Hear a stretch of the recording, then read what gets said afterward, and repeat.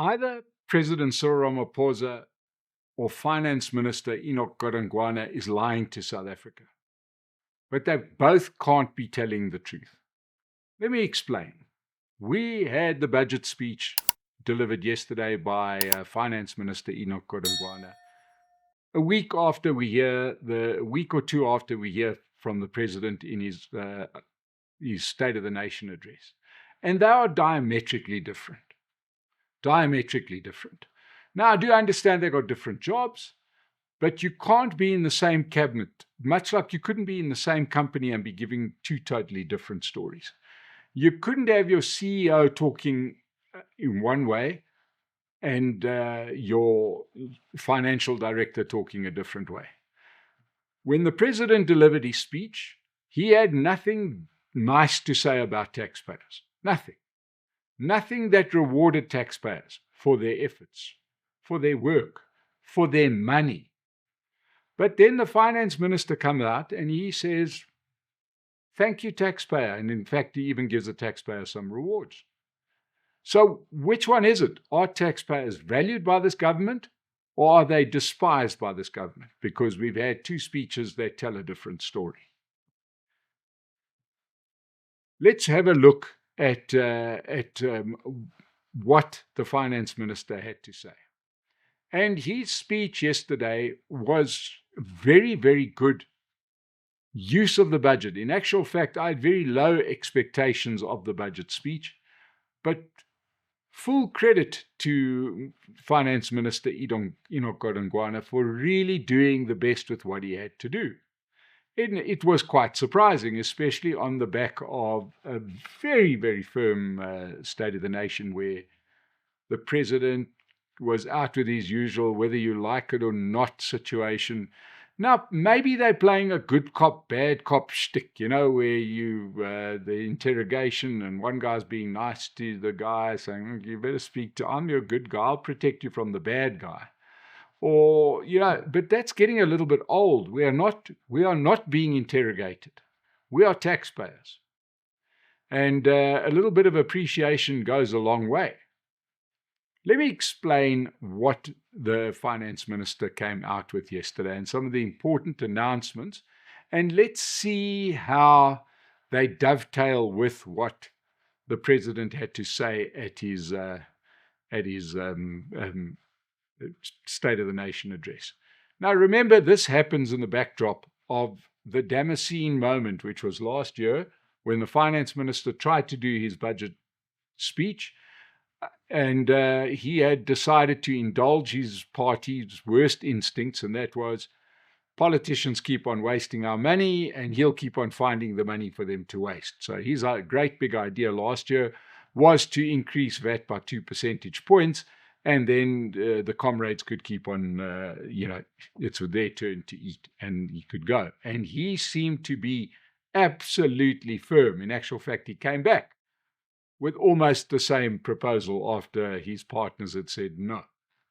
Only on the third time of asking did he seem to have changed. And something has happened to this guy. I'm not sure if it's a body double or what it is, but certainly Godongwana was completely a changed man from the guy who sat there a year ago, not being able to hide his displeasure at being rebuffed by his partners. Now, this year, for starters, we saw the medium-term budget statement, which came out in the latter part of 2025, which was clearly a sign that there's agreement from the Government of National Unity partners and an understanding from the finance minister that we can't, that the public has just grown tired of the incessant corruption and stealing.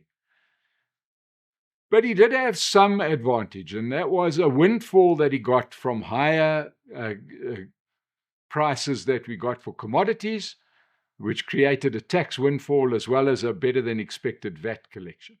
Clearly, the money that they've given to SARS has helped collections. So how did he use this windfall?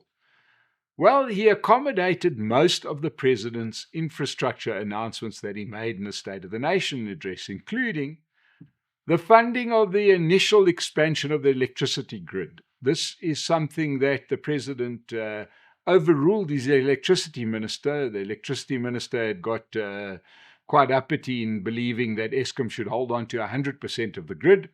The president quite clearly going with his Vulindlela partners who said, we'll help you out as you're trying to be re-elected, but in return, we're going to get the juiciest parts of Eskom. And that privatization part seems to be on the way. So that the funding of the initial part of that was guaranteed by the finance minister. Now remember, the load shedding was the hot potato of the 2024 elections, and it cost the ANC its majority. The hot potato of 2026, as we head into the local government election, has been the water infrastructure, which has become the issue that's going to cost the ANC even a bigger percentage of its vote. What did the finance minister do? He committed 185 billion rand to deal with the backlog in water infrastructure projects. And this is exactly what the president, in fact, it's more than what the president even committed in his State of the Nation. Another one of those issues was the privatization of ports and railways, which has been slow played by the government, as we would expect. But the finance minister seems to be pushing this through, because we have seen an improvement in Transnet, and it's time that this is matched across the transport grid. And he gave 11 billion rand for the privatization of ports and railways, as well as 146 billion rand in government guarantees to get this ball rolling, so that ports, instead of being rated near the worst in the world, can get a hell of a lot better than that, especially if they're in the hands of somebody who's running this for profit and not for losses the government has been promising. This is in line with what the president had to say. Health infrastructure was interesting because the finance minister committed 24.3 billion rand over 3 years for the investment in health infrastructure. And interestingly mentioned nothing at all for the funding of national health insurance. Now, health insurance is starting to look a little bit like Shadrach Sabir. Technically, he's still a policeman, but practically he's dead in the water and being fitted for an orange overall. Same goes with national health insurance. Technically, it's still around there, but it's facing legal problems, legal challenges. The finance minister did nothing to fund Aaron Motsoaledi's passion project. And this looks like it's not going to proceed.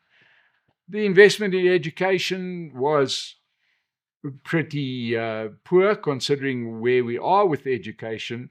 There was no increase to the budget in education, and our education department is just going to have to make do with what they've got, which may be a little bit short-sighted in the thinking of government, especially in a country that sits with an educational crisis like ours. But the big move was a commitment of nearly 1 billion rand for our criminal justice system. This is across police, the courts, etc. This is exactly the issue that is coming up in the Madlanga Commission, and quite clearly somebody finally the sort of parliamentary buildings has realized that South Africa are tired of the lack of consequences when dealing with lawbreakers. And there is only one way to do it, and that is to improve on our services in the criminal justice system and to help police stations, maybe with equipment and police men and women, and of course the pitiful state of our courts. So the money has been made available for the criminal justice system. The real question, of course, is whether the money is going to be used the way it has been allocated. Nearly 1 billion rand goes to defense and border management. The last year has proved the pitiful state of our defense force and the porous borders. The issue that's going to cost any party that's anywhere near power for the next generation is going to be illegal immigration. This isn't South Africa in isolation. Every country in the world is fighting the scourge of illegal immigration. If you have people in your country that are there without planning, it makes running the country an absolute mess. The natural instinct of the ANC, supported by parties like the EFF, is to have open borders. They changed the Education Act with a Basic Education Amendment, Pella Bill, which promotes illegal foreigners because children get equal access. We already know that part of national health was for anybody to get health care. Now, that all sounds wonderful, but who pays for it? South African taxpayers have to fund the failures of other countries. Probably better to build better borders. Leave those people in their countries. They've made their political choices. If they are happy with their choices in Zimbabwe or Mozambique or the DRC, then they must live with them. Our taxpayers can't pay for them at hospitals. That's why we've invested more and more on border management and the SADF. Once again, the question is, will it go to the right places? Will the tenderpreneurs be able to be kept quiet? But the real change in attitude was towards the taxpayer, who actually got a bit of relief. Like I said, we didn't have this whether you like it or not attitude that the president loves so much, and the continual shaming towards anybody that generates money for the fiscus. In fact, in a stunning move, there was a movement of our tax brackets upwards. Now, there's a thing called bracket creep, and that's where you keep the tax brackets where they were. As salaries increase, in actual fact, the biggest winner is the government because they get more tax. That should be adjusted every year along inflation. And the oldest trick in the book is you just leave the brackets where they were, wait for salaries to go up, and you're just hiking the government's tax take. There's even been an increase in the tax-free portion of your savings accounts, which helps. It takes a burden off the state. If you can fund your own retirement, the state doesn't have to do it for you. So this was surprisingly welcome, to taxpayers.